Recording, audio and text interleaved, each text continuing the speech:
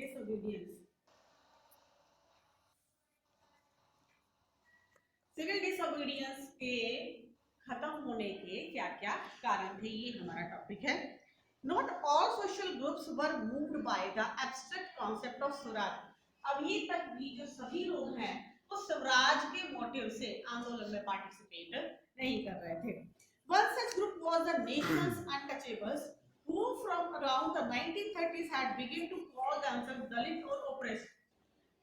देश का एक तबका जिसे हम दलित या अनटचेबल्स के नाम से जानते हैं और जिन्हें लोअर कास्ट के नाम से भी हम लोग जानते हैं, वो लोग एक्टिवली किसी भी नेशनलिस्ट मूवमेंट में पार्टिसिपेट नहीं कर रहे थे, क्योंकि कांग्रेस की जो पार्टी थी उसमें मेजरली या तो अमीर लोग थे और या फिर जो अपर कास्ट लोग हैं, स्वर्ण लोग जिनको कहते हैं, जैसे ब्राह्मण जाति अदर कास्ट, तो वो लोग थे। और जो दलित हैं या अनटचेबल्स हैं, उनको ये लगता था कि ये लड़ाई हमारी नहीं है, क्योंकि हमारे को तो वो अधिकार ही नहीं है। स्वराज की बात करने वालों आजादी मिल गई तो हमें तो फिर भी वही काम करने होंगे, हमें तो फिर भी मास्क, हमें तो फिर भी वैसे ही रिएक्ट करना ही, तो हमें हमारे स्थिति में कोई भी सुधार नहीं आएगा। तो क्या फायदा इस स्वराज का? तो वो 1930 तक अपने आप को डिप्रेस्ड क्लास ही यानी कि दलित ही मान रहे थे। अब दलित शब्द जो है वो दलना से बना है, जैसे क्रश कर देते हैं दाल को, धो देते हैं तो टू पीसेस में कन्वर्ट जाती है, टुकड़े टुकड़े हो जाते हैं। ऐसे डिप्रेस्ड जिनको समाज में रिस्पेक्टफुल स्थान नहीं मिला हुआ है, जिनको समाज की कोई रिस्पेक्ट नहीं है, वो community. For long the Congress had ignored the Dalit. लंबे समय तक कांग्रेस दलित्स को इग्नोर करती रही। For fear of offending the Sanatani, the conservative high class Hindus, but Mahatma Gandhi declare that जो अपर कास्ट स्वर्णिम लोग थे, यानी कि जो अपर कास्ट के लोग थे, वो हमेशा से ही लोअर कास्ट के लोगों को अपने से दूर रखते थे, और या फिर उनका भी वो कोई खास इंटरेस्ट उन लोगों में नहीं दिखाते थे कि ये भी हमारे आंदोलन का हिस्सा बने। लेकिन गांधी जी ने कहा कि जब तक हम समाज में सभी को समान नजर से नहीं देखेंगे, समाज में सभी को समान अधिकार नहीं होंगे, तब तक ना तो हमें स्वराज मिलेगा, और अगर मिल भी जाता है तो स्वराज का कोई अर्थ नहीं है, क्योंकि समाज में हर व्यक्ति को समान अधिकार मिले, यही हमारा मोटिव है। और जब तक डिप्रेस्ड क्लास समाज में रहेगी तब तक इस आजादी का कोई अर्थ नहीं है। इसीलिए उन्होंने दलित्स को हरिजन का नाम दिया कि these are the people of God और वी मस्ट रिस्पेक्ट देम, हमें उनका सम्मान करना चाहिए, क्योंकि वो भी हमारे समाज का एक हिस्सा है। इवन की उस डिप्रेस्ड क्लास को सम्मान दिलाने के लिए वो अपने जो पर्सनल काम थे हाइजीनिक के, जैसे कि टॉयलेट बाथरूम की सफाई भी वो खुद ही करते थे, और उनके आश्रम में ये रूल था कि सभी जो है वो अपने काम खुद ही करेंगे, कोई किसी को भी सर्वेंट या अनटचेबल्स की फॉर्म में नहीं देखेगा। He himself cleaned toilets of dignity, the work of the Bhangi, the sweepers, and persuaded upper class to change their heart and give up the sin of untouchability। और हर बार वो अपने जब भी भाषण देते थे तो ये कहते थे कि अनटचेबिलिटी जो है वो हमारे देश के लिए एक अभिशाप है और उसको हमें खत्म करना चाहिए। But many Dalit leaders were keen on a different political solution to the problems of the community. They began organizing themselves, demanding reserved seats in educational institutions and a separate electorate that would choose Dalit member for legislative council। धीरे धीरे दलितों ने भी अपनी आवाज उठानी शुरू की और उन्होंने ये कहा कि हमें जो है हमारे राइट्स मिले, या तो देश में हमारा एक हिस्सा अलग कर दीजिए जहां पर हम अपने तरीके से शासन करेंगे। जैसे कि अभी ये सिख वगैरह ना के खालिस्तानी जो है वो डिमांड कर रहे हैं, इसीलिए किसान आंदोलन जो है वो इस तरफ बदल गया है। तो दलितों ने कहा या तो हमारा हिस्सा अलग कर दो, हम एक देश के एक पर्टिकुलर पार्ट में हमारी अपनी शासन व्यवस्था होगी और आप लोगों से हमारा कोई मतलब नहीं होगा, या फिर हमारी जो सीट्स हैं वो रिजर्व कर दी जाए। जैसे जब भी इलेक्शंस होते हैं कुछ सीट्स ऐसी होती है, चाहे वो पार्लियामेंट की है या लेजिस्लेटिव असेंबली की, जहां पर की जो शेड्यूल कास्ट के लिए रिजर्व की जाती है या बैकवर्ड कास्ट के लिए रिजर्व की जाती है, वहां पर शेड्यूल कास्ट कैंडिडेट ही इलेक्शन में पार्टिसिपेट करते हैं, वो जनरल कैटेगरी के लिए वो सीट्स नहीं होती। गांधी जी ने कहा कि अलग हिस्सा देने की तो बात ही नहीं। अगर हम ऐसा कल को तमिल खड़े हो जाएंगे, वो कहेंगे कि हमें अलग कर दो, हमारी लैंग्वेज अलग है। नॉर्थ ईस्टर्न स्टेट्स जो है वो लोग कहेंगे कि हमें अलग कर दो, हमारा कल्चर अलग है। और इस तरह से तो फिर हम कभी इकट्ठा हो ही नहीं पाएंगे और देश जो है वो फिर से टुकड़ों टुकड़ों में बिखर जाएगा। तो हमारा मोटिव कैसे पूरा होगा अगर हर व्यक्ति इसी तरह से डिमांड करता रहा। वो इस बात से नाराज होकर अनशन पर बैठ गए। डॉक्टर अंबेडकर ने दलितों के उत्थान के लिए एक ऑर्गेनाइजेशन बनाई, दलित या डिप्रेस्ड क्लास एसोसिएशन के नाम से, और उन्होंने भी ये डिमांड रखी कि we need a separate constituencies और we need a separate area. तो गांधी जी इस बात से नाराज और अनशन पर बैठ गए कि ना, हम आपको इस तरह से सॉल्यूशन नहीं दे सकते, ये देश दलितों का भी उतना ही है जितना कि अपर क्लास का। तो all should be equally participate in the election, सभी को समान रूप से हिस्सा लेना चाहिए। लेकिन उनको भी पता है कि अगर अनटचेबल्स का इलेक्शन में खड़े होंगे जहां पर कि अपर क्लास के लोगों का वर्चस्व है, तो वहां पर उनको कोई वोट नहीं देगा। तो गांधी जी जब नाराज और अनशन पर बैठे तो अम्बेडकर ने कहा, बेशक मैं आज आपकी बात को स्वीकार करते हुए ये बात मान लेता हूँ कि ठीक है, आप हमारे लिए सीट्स रिजर्व करवा देंगे, लेकिन आने वाले समय में ये चीज हमें नुकसान देगी, ये चीज सही नहीं है। और for this they have signed a pact which is named as Poona pact.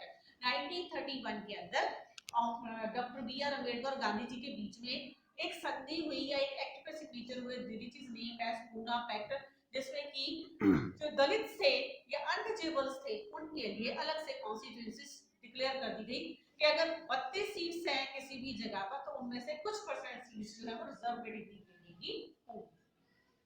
Then next is, some of the Muslim political organizations in India were also lukewarm in their response to the civil disobedience movement. After the decline of the non-cooperation Khilafat, a large section of Muslim felt aliened from the Congress. From the mid-1920s, the Congress came to be more visibly associated with openly Hindu religious nationalist groups like the Hindu Mahasabha, as relations between Hindu and Muslim worsened. Each community organized religious procession with militant fervor, provoking Hindu-Muslim communal clashes and riots in various cities. Every riot deepened the distance between the two communities. अब दलितों के लिए seat reserve होगी, मुसलमान कहने लगे कि जो भी मूवमेंट होता है उसके अंदर जो या ऑर्गेनाइजेशन का नाम जो होगा वो हिंदुओं के नाम पर होता है, हिंदू महासभा। मेंबर्स हैं वो मोस्टली हिंदूज हैं, जो सिंबल्स यूटिलाइज किए जा रहे हैं भारत माता, वो भी हिंदू वो भावना से प्रेरित है, और जो भी हम बुक्स ले रहे हैं वो भी किसी ना कहीं हिंदुओं के द्वारा ही लिखी गई है। तो इसका मतलब हमें तो कोई इंपॉर्टेंस ही नहीं दी जा रही है। So we can't let with you, हम आपके साथ कोई भी, we can't participate with you, हम आपके साथ किसी आंदोलन में हिस्सा नहीं ले सकते, क्योंकि कहीं पर भी हमें प्रायोरिटी दी जा रही। जहां पर भी है वो, अगर हेड है कांग्रेस में तो वो हिंदूज हैं, अगर मेंबर्स हैं वो भी हिंदूज हैं, कोई भी मूवमेंट जो शुरू होता है वो हिंदू नाम से ही उसकी शुरुआत होती है। इतना इसका मतलब मुसलमानों के लिए कहीं कोई जगह ही नहीं, और धीरे धीरे हिंदू और मुसलमान जो है वो आपस में लड़ने लगे, और जहां पर भी झगड़ा होता था उससे हिंदू मुसलमानों के बीच में खाई और भी ज्यादा बढ़ती जा रही थी, उनके बीच के जो क्लैशेस थे वो और भी ज्यादा बढ़ते जा रहे थे। The Congress and the Muslim League made efforts to renegotiate an alliance, and in 1927 it appeared that such a unity could be forged. The important difference was over the question of representation in the future assemblies that were to be elected. Muhammad Ali Jinnah, one of the leaders of Muslim League, was willing to give up the demand for separate electorates if Muslims were assured reserved seats in the Central Assembly and representation in proportion or to population in the Muslim-dominated provinces. जिन्ना लगातार ये मांग कर रहे थे कि हमें हिंदुओं से अलग किया जाए, हमारे लिए एक अलग देश स्थापित किया जाए, या हमारा एरिया जो है वो अलग कर दिया जाए, या फिर हमें जो है वो रिजर्वेशन मिले, जैसे दलितों के लिए डिमांड की अम्बेडकर ने, ऐसे ही जिन्ना ने भी डिमांड की कि हमें भी अलग से इलेक्टोरेट दिए जाए, हमें भी अलग से कॉन्स्टिट्यूएंसीज दी जाए, और स्पेशली जो मुस्लिम बहुल इलाके हैं वहां केवल मुसलमान भी इलेक्शंस में पार्टिसिपेट करेंगे। तो गांधी जी ने कहा ये तो पॉसिबल नहीं है, इस तरह से तो देश फिर हिस्सों में ही, टुकड़ों टुकड़ों में ही बढ़ जाएगा, तो उस आजादी का हम क्या करेंगे, क्या फायदा है? क्योंकि आज अगर जिस चीज के लिए हम लड़ रहे हैं, अब हम मिलकर जब उस चीज को हासिल करेंगे तो कल को फिर हम अलग अलग तरीके से रहेंगे, तो नो डाउट फिर हम एक दूसरे के साथ लड़ेंगे, एक दूसरे के ऊपर वर्चस्व स्थापित करने के लिए। तो गांधी जी ने इस डिमांड को डिनाई कर दिया कि ऐसा नहीं हो सकता, झगड़े बढ़ने लगे और अल्टीमेटली इसके साथ ही पाकिस्तान को बनाने की डिमांड उठने लगी कि एक अलग से प्रांत उनके लिए बनाया ही जाएगा। When the civil disobedience movement all party conference in 1928 disappeared, when M.R. Jaikar of the Hindu Mahasabha strongly opposed efforts to add compromise. M.R. Jaykar ने कहा कि हम इस बात को लेकर कोई कॉम्प्रोमाइज नहीं कर सकते, हर कास्ट का व्यक्ति आकर ये कहेगा कॉन्सिक्वेंसेस हमारे लिए डिजर्व कर दो, तो इस तरह से तो पूरा का पूरा सिस्टम ही जो है वो खत्म हो जाएगा। उस आजाद ना तो हम आजादी हासिल कर पाएंगे और ना ही उस आजादी का कोई महत्व रह जाएगा, क्योंकि अगर हमने अभी आजादी हासिल कर ली तो उसके बाद आपस में एक दूसरे के साथ लड़ेंगे, तो what will be the benefit? When the civil disobedience movement started, there was thus an atmosphere of suspicion and distrust between communities. Alignment from the Congress, large section of Muslims could not respond to call for a united struggle. Many Muslim leaders and intellectuals expressed their concern about the status of Muslim as a minority within India. They feared that the culture and identity of minorities would be submerged under the domination of a Hindu majority. When the civil disobedience movement started, there was thus an atmosphere of suspicion and distrust between communities. जब civil disobedience movement start हुआ था, तो अलग-अलग जो communities थी, वो एक दूसरे के ऊपर विश्वास नहीं कर रही थी। दलित जो है, उनको ये लगता था आंदोलन ही स्वर्णिम्स का है, अपर कास्ट के लोगों का है, तो हम पार्टिसिपेट क्यों करें? मुस्लिम ये मानते थे सभाओं के नाम ही हिंदू नामों के ऊपर हिंदू महासभा, हिंदू संघ, तो हम पार्टिसिपेट क्यों करें? इसीलिए धीरे धीरे धीरे धीरे ये आंदोलन जो है कमजोर पड़ गई। ये इसकी बेसिक लिमिट्स थी, इसकी बेसिक कमजोरियां थी। अल्टीमेटली बहुत सारे जो मुस्लिम लीडर्स थे, इंटेलेक्चुअल्स थे, उनको ये लगने लगा कि इस तरह से मिलकर हम लोग आंदोलन नहीं कर सकते, और अगर हम इनके अंडर में रहे, अगर हम हिंदुओं के साथ मिलकर ऐसे ही संघर्ष करते रहे, तो एक ना एक दिन हमारा जो अपना कल्चर है, हमारे जो अपने रिचुअल्स हैं, हमारे जो अपने ट्रेडिशंस हैं, वो खत्म हो जाएंगे। क्योंकि हम एक ऐसे देश में रहते हैं जो हिंदू बहुल क्षेत्र है, और जब हिंदुओं का वर्चस्व होगा तो धीरे धीरे क्या करेंगे, ये हमसे बदले लेंगे। क्योंकि जब मुसलमान हमारे यहाँ पर आए थे तो हम टोटली सारी की सारी पॉपुलेशन हिंदू थी। जब मुसलमान शासकों ने जजिया लगाना शुरू किया, सिस्टम को खराब किया, हिंदुओं के ऊपर बहुत ज्यादा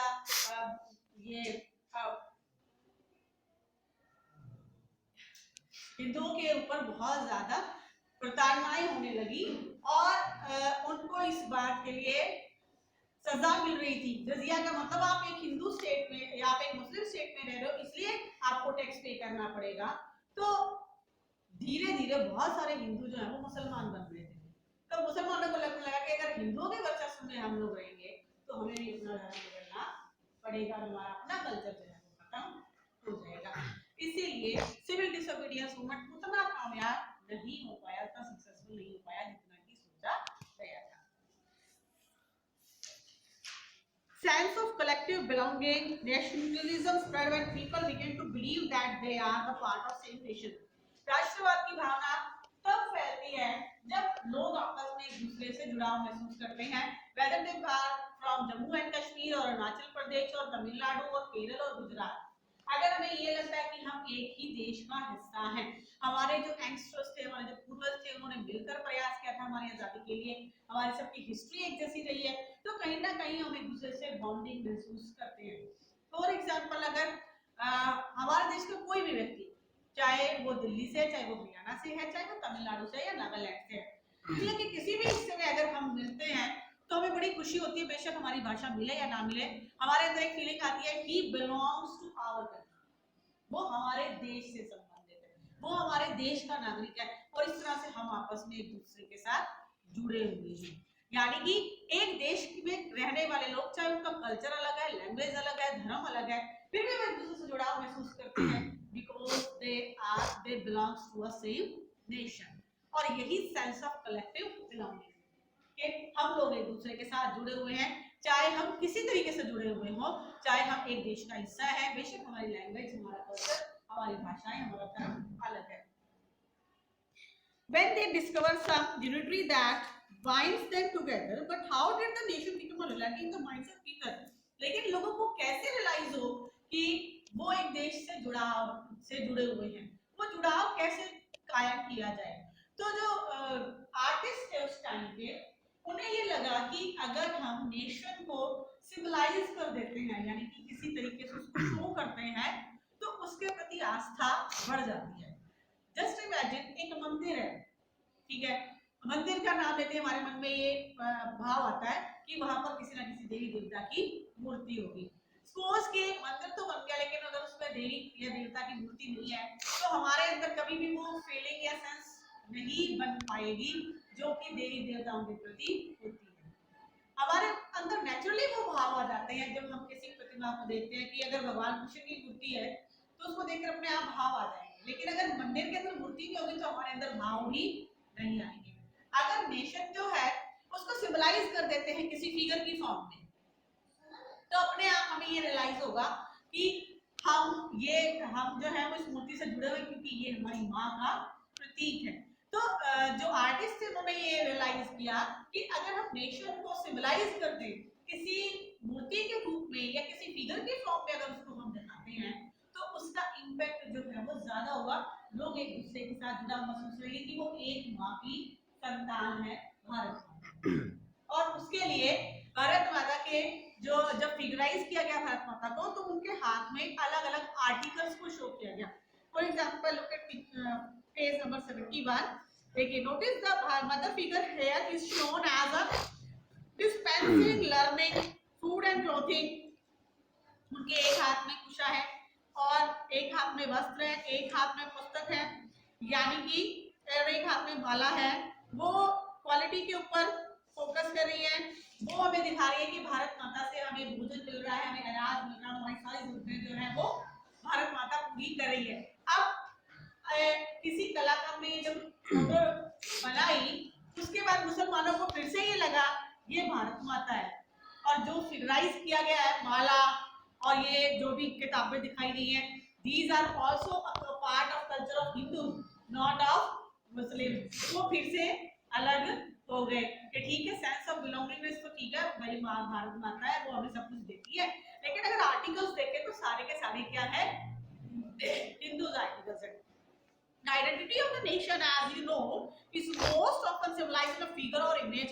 This helps create an image with which people can identify the nature.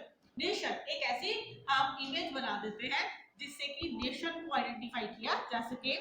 It was in the 20th century with the growth of nationalism that the identity of India came to be visually associated with the image of Bharat Mata.